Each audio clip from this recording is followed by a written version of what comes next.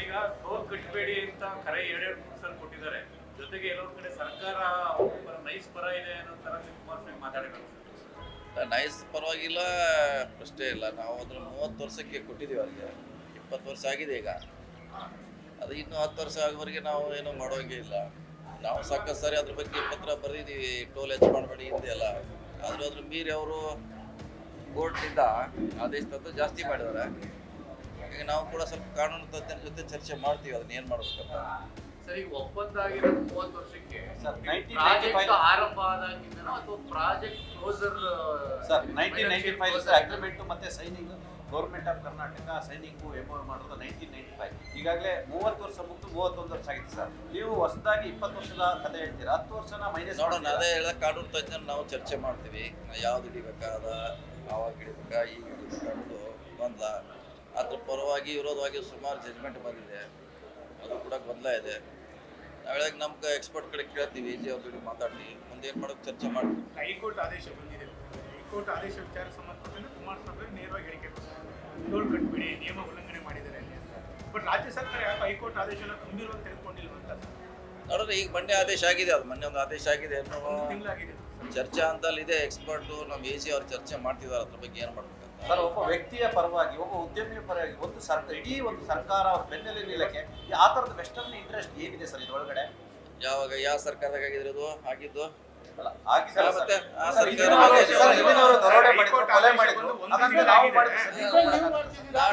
Depend ಮಾಡ್ತಾ ಇಲ್ಲ. ನಮ್ಮ ಕೈಯಲ್ಲಿ ಏನೂ ಇಲ್ಲ, ಅದನ್ನು ಹಿಂದಿನವರ ಏನೂ ಆಗದಂಗೆ ಕೈ ಕಟ್ಟಿ ಆಗಿದೆ. ಅದರಲ್ಲಿ ಎಷ್ಟೋ ಕೂಡ ಕ್ಯಾಬಿನೆಟ್ ಆಗಿದ್ದು ಬೇರೆ, ಆಮ್ಯಾಗ ಫೈನಲ್ ಆಗಿದ್ರಲ್ಲಿ ಬದಲಾವಣೆ ಆಗಿದ್ದು ಕೂಡ ಈಗ ಚರ್ಚೆಯಲ್ಲಿ ಇದೆ. ಅದು ಸರ್, ಈಗ ಈ ಎಲ್ಲ ವಿವಾದ ಬಗೆಹರಿಯತಕ್ಕ ಟೋಲ್ ಅನ್ನ ಸ್ಟಾಪ್ ಮಾಡೋ ಅಧಿಕಾರ ನಿಮ್ಗೆ ಇಲ್ವಾ ಸರ್? ನಮಗಿಲ್ಲ. ಈಗಾಗಲೇ ಕೋರ್ಟ್ನಿಂದ ಅವ್ರು ಆದೇಶ ತಂದಿದ್ದಾರೆ. ಸ್ವಾತಂತ್ರ್ಯ ಹೇಳಿದ, ನಾನು ಕಾನೂನು ಚರ್ಚೆ ಮಾಡ್ತೀವಿ.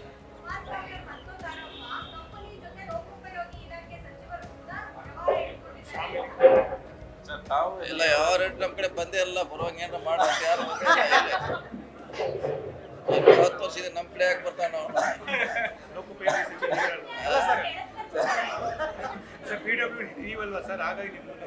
ಅಲ್ಲ, ಅವ್ರು ನಮ್ಮ ಕಡೆ ಬರ್ಲಿಕ್ಕೆ ರೆಡಿ ಇಲ್ಲ, ಹತ್ತಿರ ಬರ್ತಾ ಇಲ್ಲ.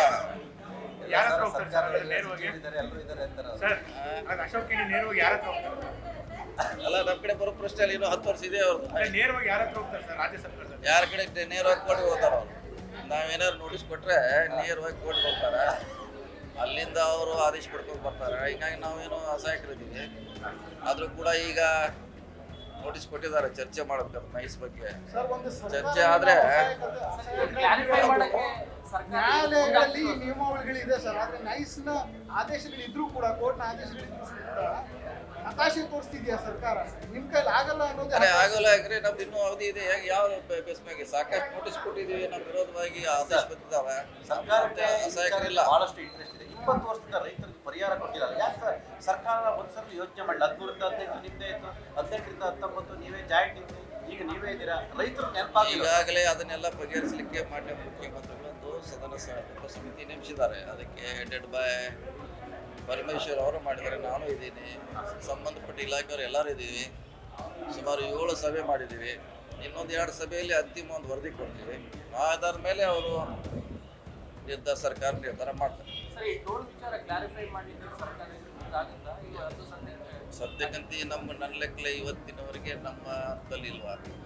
ಅದು ಈಗ ನಾವು ಅವ್ರಿಗೆ ಹ್ಯಾಂಡ್ ಓವರ್ ಮಾಡೋದ್ರಿಂದ ಅದರ ನಿಯಂತ್ರಣ ನಮ್ಮ ಕಡೆ ಕಡಿಮೆ ಅವಕಾಶ. ಆದರೂ ಕೂಡ ಕಾನೂನಲ್ಲಿ ಚರ್ಚೆ ಮಾಡ್ತೀವಿ. ಏನು ಮಾಡ್ತೀವಿ ಸರ್, ಒಂದಲ್ಲ ಮುಂದೆ ಇದು ಅವರು ಬರಬೇಕು. ಕುಮಾರಸ್ವಾಮಿ ಅವರು ಯಾವ ಆಧಾರದ ಮೇಲೆ ಕಟ್ಬಿಡಂತ ಹೇಳ್ತಾರೆ ನಮಗೂ ಹೇಳಿದ್ರೆ, ಸೊ ಅದ್ರ ಕೊಟ್ಟಾಗಿ ಕೂಡಿ ಮುಂದೆ ಪ್ರತಿಬಂಧನ ಮಾಡ್ಲಿಕ್ಕೆ ಆಡ್ ಮಾಡಿರಲ್ಲ ಸರ್ ನೀವು ಫಲಾನುಭವಿ ಅಂತ ಕುಮಾರಸ್ವಾಮಿ ಅವರು. ಫಲಾನುಭವಿ ಯಾರು ಇನ್ನೂ ಅರ್ಜಿ ತಗೊಂಡು ಬಂದೇ ಇಲ್ಲ, ನಮ್ಮ ಕಡೆ ಯಾರೂ ಬಂದೇ ಇಲ್ಲ. ನಮ್ಮ ಕಡೆ ಯಾರು ಬಂದಿಲ್ಲ, ಬಂದಿದ್ರೆ ನೋಡ್ತಿದ್ದೀವಿ. ಸರ್, ಈಗ ಸಾರ್ವಜನಿಕರಿಗೆ ಸಂಘರ್ಷ ಆಗ್ತದೆ, ಅಲ್ಲಿ ಗಲಾಟೆಗಳಾಗ್ತದೆ ದಿನನಿತ್ಯ. ಅದಕ್ಕೆ ಏನಾದ್ರು ಬೇಕಾದ್ರೆ ಸರ್ಕಾರ ಮುಂದಾಗುತ್ತೆ. ಅದು ಮತ್ತೆ ನಮ್ಮ ವ್ಯಾಪ್ತಿಗೆ ಬರಲ್ಲ, ಪೊಲೀಸ್ ವ್ಯಾಪ್ತಿಗೆ ಬರ್ತದೆ ಅದು ಆ ವಿಷಯ. ನೋಡೋಣ, ನಾವು ಚರ್ಚೆ ಮಾಡಿ. ಬನ್ನಿ sir, sir, sir, sir, sir, please.